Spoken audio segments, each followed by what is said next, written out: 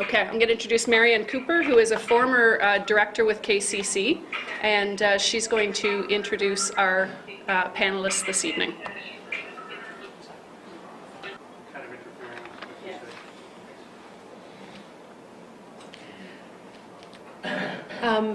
As Catherine said, I'm Marianne Cooper, and I've been involved with Kidney Cancer Canada for a lot of years, and just recently, over the last year, had finished my term at the board, but I still continue to be a volunteer. I had kidney cancer 7 years ago, and this organization's been a really wonderful connection for me. I'm really pleased to introduce our first speaker this evening, Robert Kubisch, who is a fellow patient and a kidney cancer survivor, and he's agreed to share his story this evening. So he will tell you about himself and about his journey, and I think you'll all find that there's lots of connections along the way. When we hear other stories of other patients, often that can be so meaningful and so helpful along the journey. So I'd like to welcome Robert and to come on up and join us here. So he gets a break this evening from being at the rink with his kids playing hockey. I've been joking with Robert because everywhere I turn around, I see Robert at work and at the hockey rink, and we kind of have this joke that we're stalking each other, but not really by chance anymore, it seems. All right, thanks, Marianne. Good evening, everybody.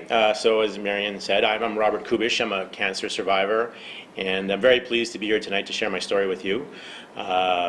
I was diagnosed with cancer, kidney cancer 3 years ago, and I'm happy to be here today to be able to share this with you. Some background, I'm 46 years old.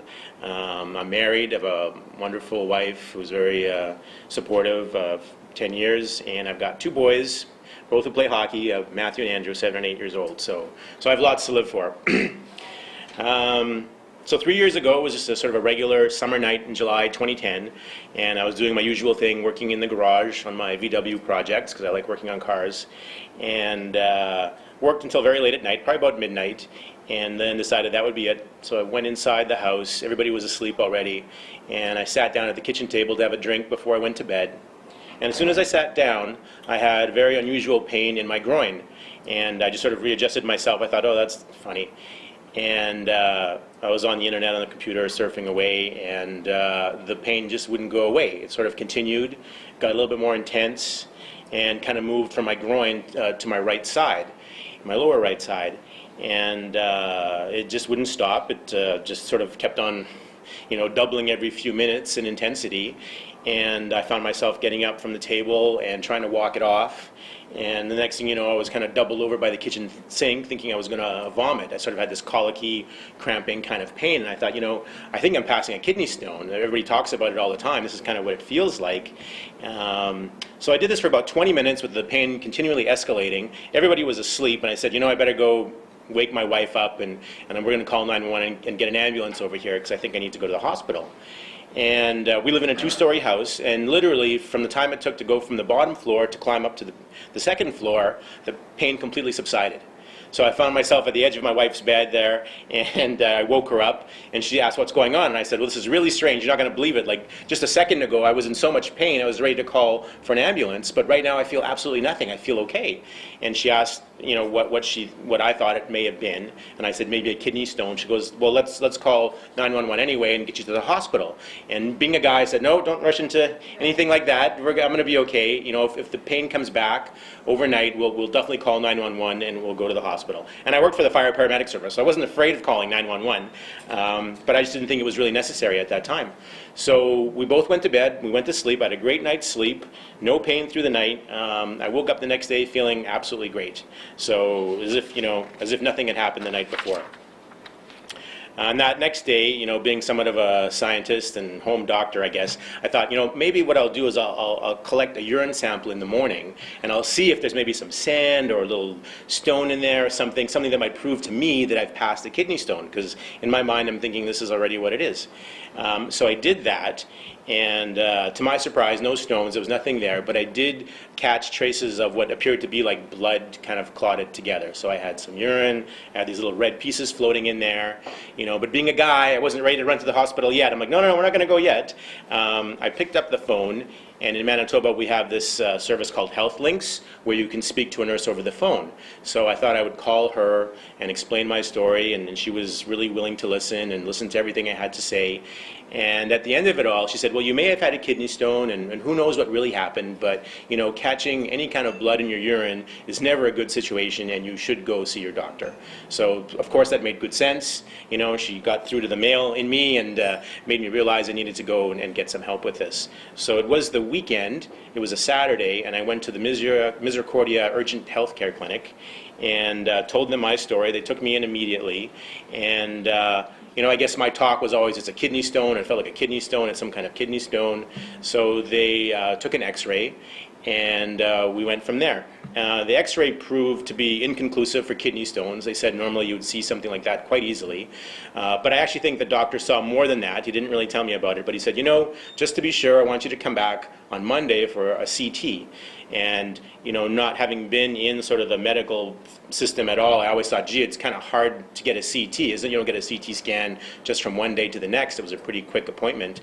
So I had a little bit of concern about how quickly he was getting me in. But nonetheless, I went home. I spent the weekend with my family. We went for a hike. I felt great. It's as if nothing had happened at all.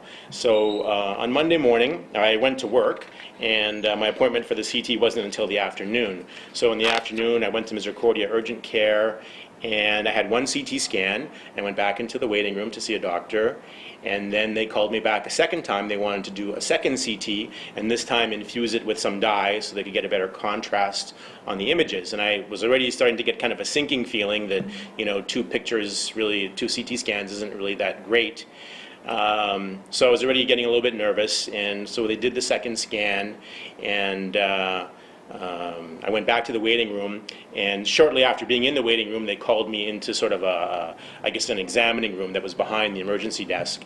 And I think I was there for a solid hour, and it was probably one of the worst hours of my life. I kind of thought something was up, and it wasn't really going to be good news.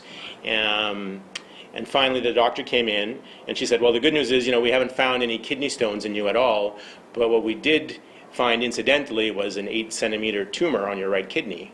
And based on the radiologist's review of it, it's consistent with renal cell carcinoma. So not just any tumor, but pretty much a cancerous tumor. So I think I kept doing this. I was looking around, I think, you're not talking to me, are you? You're not telling me I've got a cancerous tumor on my kidney. I was so shocked and so surprised, I really couldn't believe it. I remember reading in the hospital as I was waiting there was a poster on the wall that said, health is your first wealth. I'm like, well, it really is. And now all of this sort of came together at one time. It was very surreal.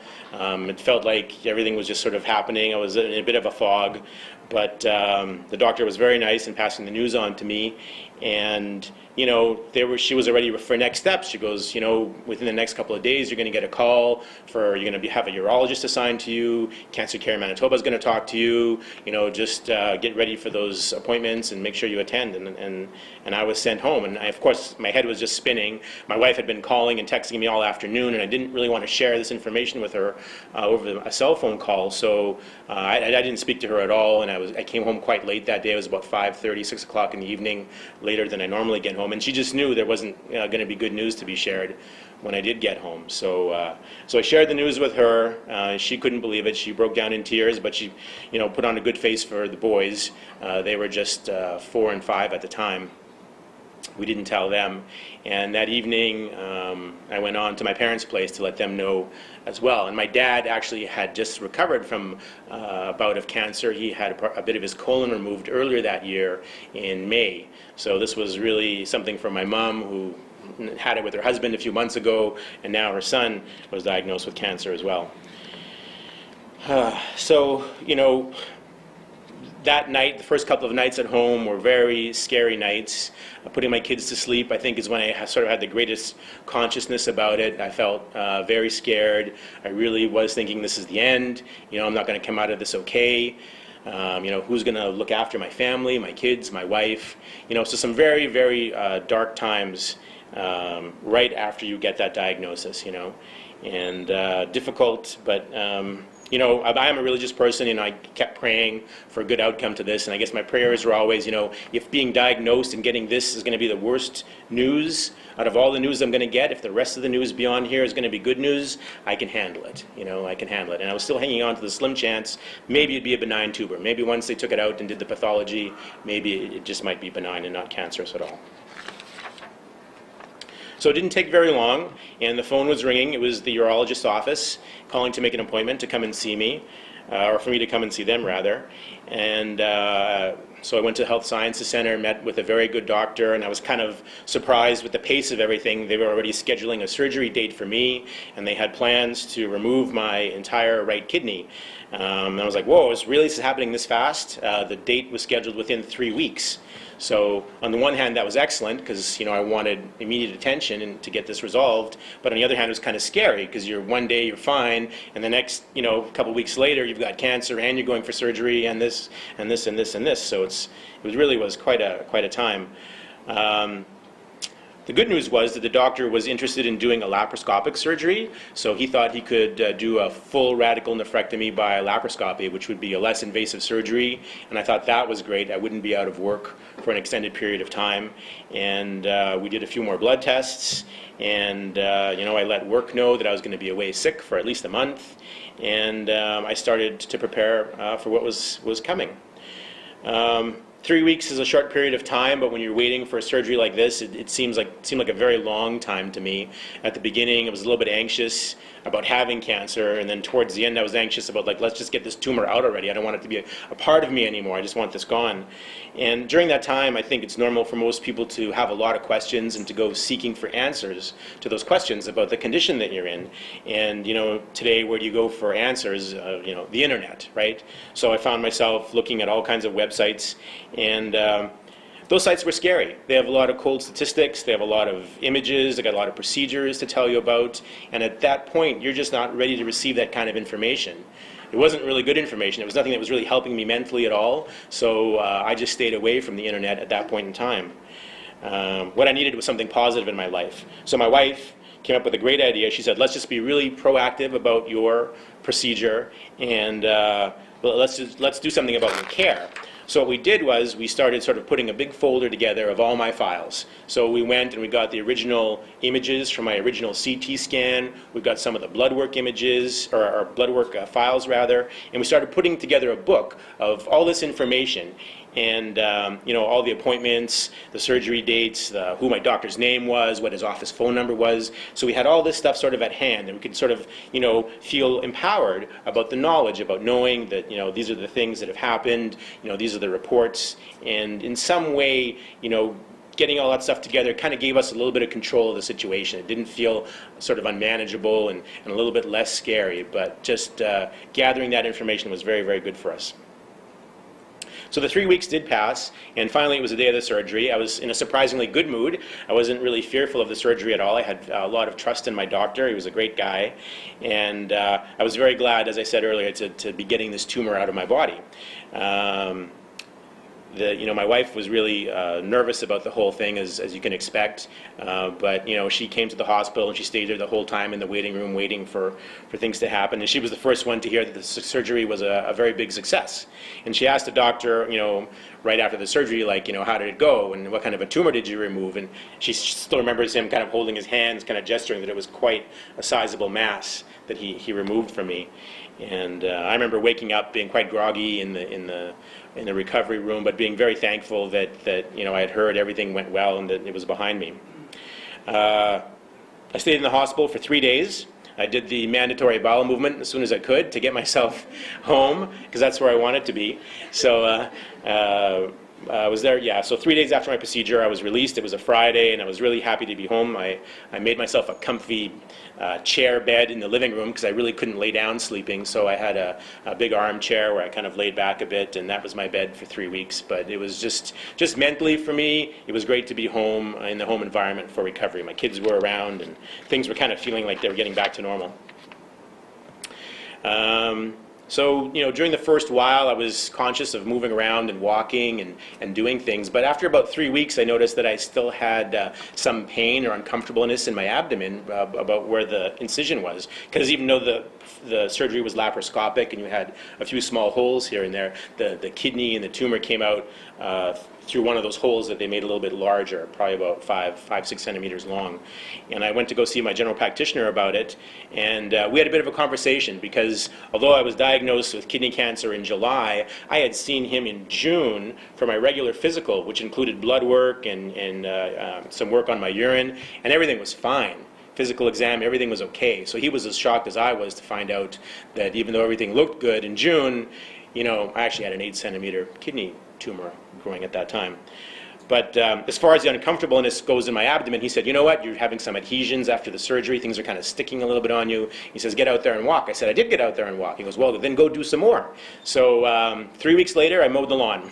I just got out the old lawnmower and pushed it around, and believe it or not, that was the best medicine for me. It made me feel a lot better physically and mentally. I felt like I was coming around. So now I go back to work after 5 weeks, and everybody's happy to see me back.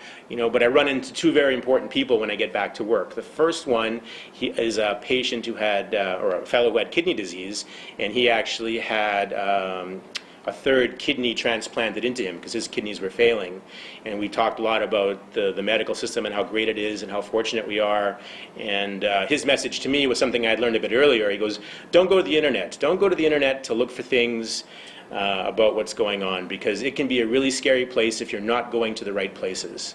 You can find out a lot of information and a lot of statistics. He said, just get out there and play your own game. Be as healthy as you can, as active as you can, and take this on a personal level. Don't worry about what everybody else is saying on the internet. It's not always the best news, and you don't need to hear that. And the second fellow I ran into at work, his dad was a kidney cancer survivor, which I didn't know. And he'd been a survivor for 10 years. And he's the one who gave me the good advice. He goes, you know what, go to Kidney Cancer Canada. Awesome website, really good information, there's support. It's the kind of answers that you want to find, and you can feel, really good about getting good information that's, something that you want to hear, like no cold statistics and nothing like that, but stories from other survivors, which always make you feel better, and a lot of positive feel about where kidney cancer is at, and new things that are happening to make treatment that much better. So I was really glad for the advice he gave me. I did go to the website, I did sign up, and I started attending events just like this, because I wanted to be in that kind of community where people would, where I could see people who were survivors, who have success stories, and where people are doing well. So it served me very well on a mental level to be able to connect with people at events like this, and I really do appreciate getting the newsletter from Kidney Cancer. I'm always interested in hearing all the good information that comes from it, and I'm at the website often just seeing other people's stories too. So here I am. It's 2013 now, and I'm 3 years free of this. Just this past week on Monday, I actually saw my urologist for my surveillance continues every 6 months, so I just got a clear bill of health on Monday. We did a CT scan in September, and I'm still free and clear of the disease, which is just great. So I'm in an extra good mood this week, because this is the best time. You're just past your surveillance check, and you're feeling really good.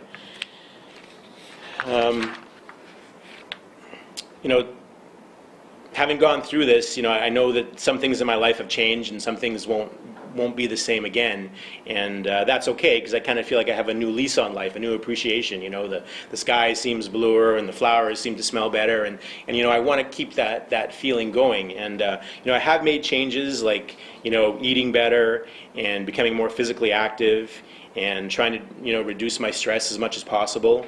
But a couple of things seem to stand out now that I'm a survivor that seem very important to me, and one is regular surveillance of your disease. And you know, a year ago in the summer of 2012, I had my CT scan of the abdomen, but that always includes kind of the lower lobes of your lungs. And one of my lungs actually showed a small nodule, to my surprise. And recently, they've sort of been keeping an eye on that. And besides getting the abdominal CT, my last 3 CT scans have also included a chest CT to see what's happening with this nodule, if it's metastasizing cancer, if it's nothing, or if it's something in between. And fortunately, this week I found out it had actually gone away after a year. So a big sigh of relief there. But that's the importance of surveillance. You know, early detection and catching things early always produce a better outcome. So, you know, to me, surveillance is always going to be a part of my life, and I appreciate that. I think it's a good thing. I'm not going to miss out any of those opportunities to be checked and to make sure that I'm still healthy. And I guess the other part of that is, you know, I still have 1 kidney left. I can't forget about Lefty. He's still doing a lot of work for me. And, you know, the importance of good kidney care from here on in, you know, so watching my creatinine level, making sure I'm well hydrated all the time, and just making sure that through the rest of my life, I'm not going to fall to any kind of kidney disease, because that would be a real disaster for me, you know, only having the single kidney left. So those are the things. I'm still really big on surveillance and watching out for the health of my other kidney. And that's really my story. So again, I'm thank you very much for listening tonight. I hope you enjoyed listening to my story as much as I enjoyed telling it. I always feel a little bit better after telling it, because I feel it is a success story, and it does make me feel good, especially, as I said, this week, having received some really good news from my urologist. So thank you very much.